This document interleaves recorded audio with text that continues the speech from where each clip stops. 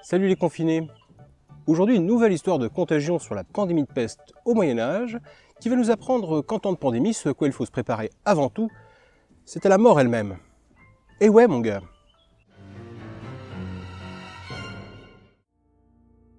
L'histoire d'aujourd'hui nous raconte le retour au pays du chevalier suédois Antionius Block et de son écuyer qui reviennent tout juste des croisades. 10 ans durant, ils ont cherché leur idéal christique à l'autre bout du monde connu, et ils en sont revenus moyen convaincus. Selon l'écuyer, cette croisade était si stupide que seul un vrai idéaliste aurait pu la concevoir. Je suis un soldat, sacrément désabusé. Ah, vous savez ce que c'est, les voyages un petit peu merdiques, où tout se passe mal, mais pas grave, il y a toujours nos proches, le foyer, notre terre natale qui nous attend.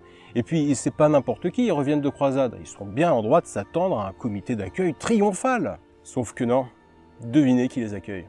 Allez, devinez. Qui es-tu? Je suis la mort. Niveau art de recevoir, c'est quand même pas ce qui se fait de mieux. Et ça nous met tout de suite dans l'ambiance. C'est la merde, vous dis-je, au pays. La peste a tout envahi. Les villages sont vidés, les cadavres sont pillés par le religieux même qui les avait convaincus de partir en croisade 10 ans plus tôt.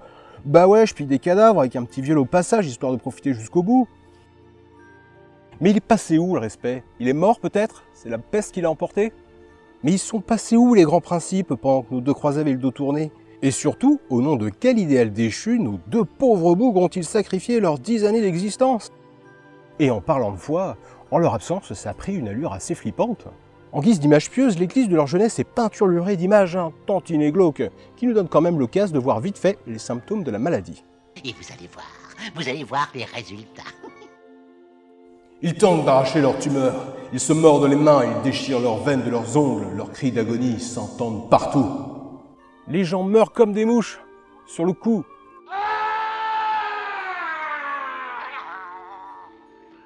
Violent, n'est-ce pas? Mais alors, comment éviter une telle malédiction? Mes amis, si la mort cherche à vous faucher, pour vous tirer d'embarras, vous lui proposez subtilement une petite partie d'échecs. Elle sera pas refusée. Au pire, ça vous fait gagner un petit peu de temps. Et si vous ne savez pas jouer aux échecs, déjà vous avez une bonne raison d'apprendre. Si vous n'avez pas d'échiquier sous le coude, vous pouvez vous flageller dans des rassemblements organisés pour l'occasion. Il y en a qui se sauvent en se brûlant eux-mêmes, jusqu'à ce que mort s'en suive. Et ça, au passage, ça mérite un Darwin Award. Mais au moins, vous avez sauvé votre âme. Et ouais, qu'est-ce que vous voulez, les temps sont durs, faut pas trop en demander non plus. Sinon, entre potes, vous pouvez choper des jeunes filles pour les incendier un soir de pleine lune. Ça se fait aussi. Et en complément, il vous est aussi recommandé de tuer des clébards de couleur noire de préférence. Vous pourrez ainsi enduire le corps de la sorcière désignée par du sang et de la merde de cabot. Il paraît que ça fait fuir le diable. Eh ben dis donc, elle est tombée bien bas la médecine des hommes. Et justement, cette dernière recommandation va laisser notre chevalier légèrement dubitatif. Le chevalier croisé, mais il se demande, mais qu'est-ce qui se passe dans leur tête? Et pour répondre à sa question, les enfants, en psychanalyse, nous appelons ça une projection.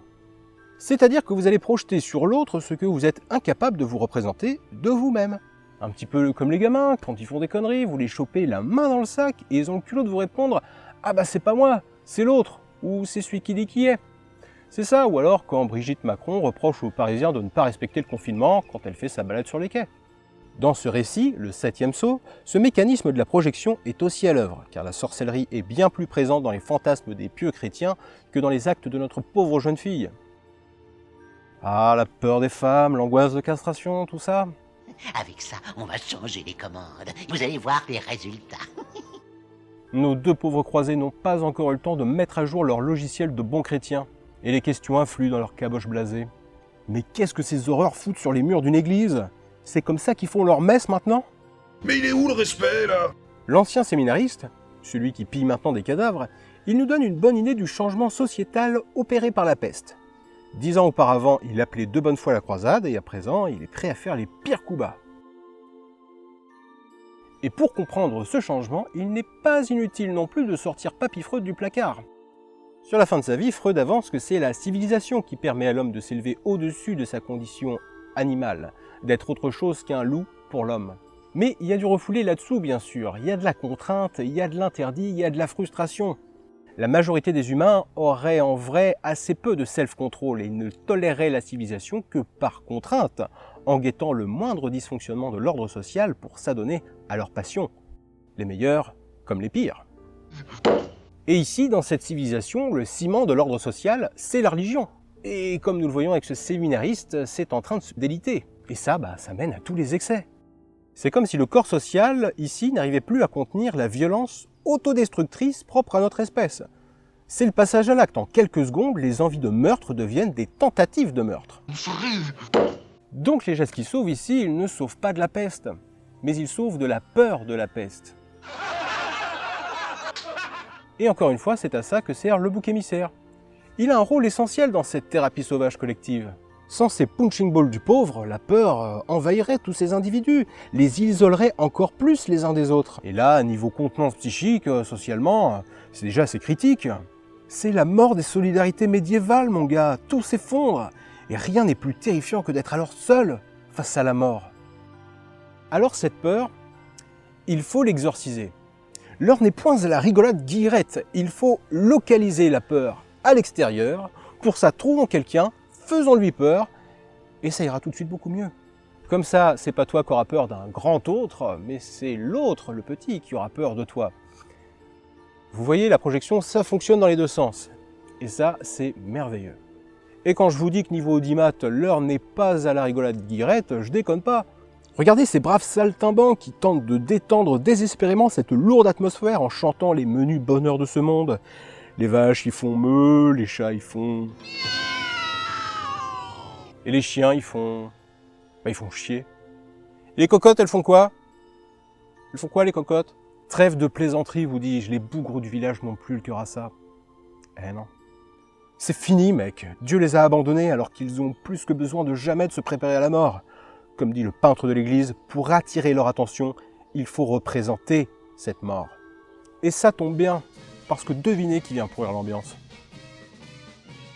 Et le spectacle continue. Approchez, approchez, mesdames et messieurs. Découvrez nos turiféraires et leur enfumage à l'eucalyptus, nos moines chanteurs d'oraisons funèbres, le porteur du sauveur crucifié, une tête de mort, et en exclusivité, l'ossuaire de Sainte-Marie-Thérèse, des invalides unijambistes, la folle à la couronne d'épines, la troupe des flagellants sadomasochistes et le clou du spectacle, l'authentique roi du mont Golgotha et bien d'autres spectacles vous attendent pour le bonheur des enfants, des petits et des grands.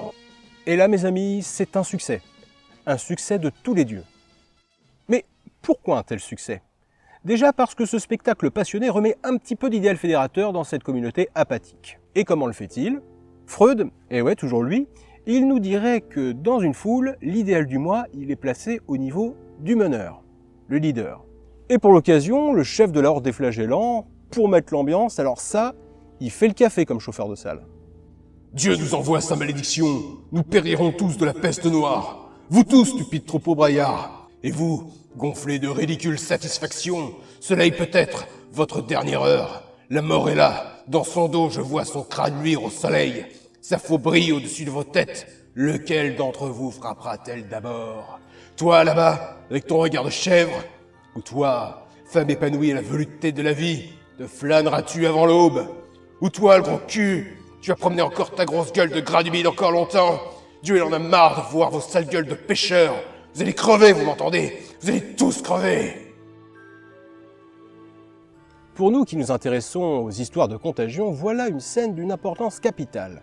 En amenant sa caravane du courage de village en village, notre altruiste leader leur apporte peut-être pas le bonheur, mais au moins une sacrée forme de jouissance.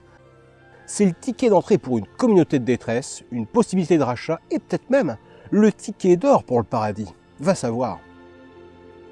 Avec cette reconstitution grandeur nature de la passion du Christ, notre leader mystique offre l'occasion bienvenue d'une identification au Christ, à l'idéal.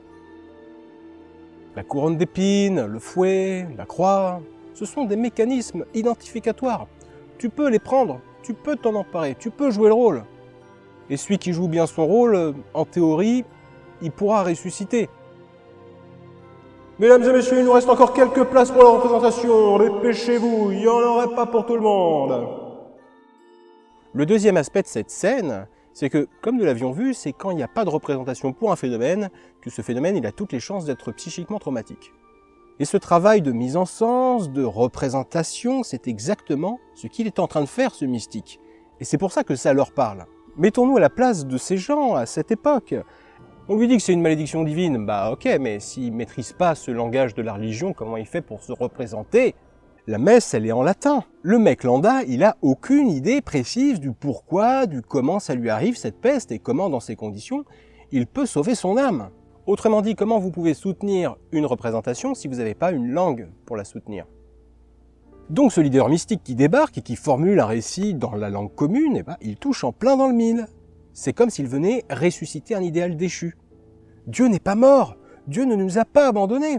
S'il tue aussi bien les bons que les méchants, les enfants que les vieillards, c'est pour une raison, une bonne raison. C'était dans le bouquin depuis le début.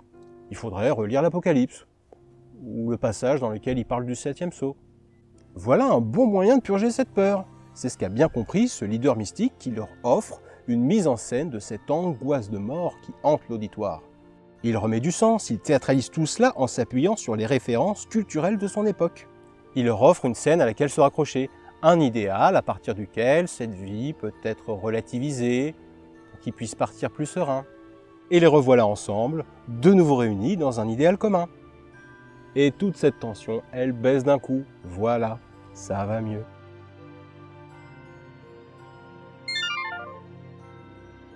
Bon, c'est pas un scoop. En temps de pandémie, la représentativité de la mort, elle se focalise un petit peu autour de la maladie. Ici, de la peste. Mais finalement, ce même problème de la représentation de la mort, elle se poserait très bien sans la pandémie. La mort, elle vous tomberait juste dessus autrement.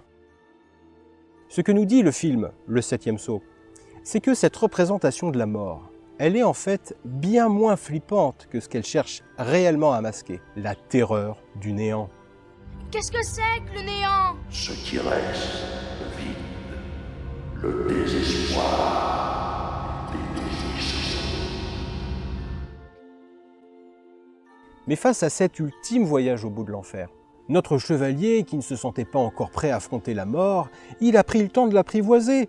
Et à partir de ce moment-là, il partira, oui, parce qu'il doit partir. Mais il partira serein. Et en faisant cette analyse, je me suis pris en chemin à penser que peut-être que pour notre civilisation, c'est l'inverse. Est-ce que les représentations de la mort ne sont pas cachées, banalisées, masquées? Nous en parlons très peu en fait, autrement que sous cette forme de la liste dit chaque soir en ce moment à la télé combien de morts il y a eu dans tel pays, combien il y a eu en France. Et ce que souligne l'actuelle pandémie, c'est qu'il y a peut-être quelque chose à penser ou à repenser dans notre rapport du collectif à la mort, qui revient sous cette forme dans le réel.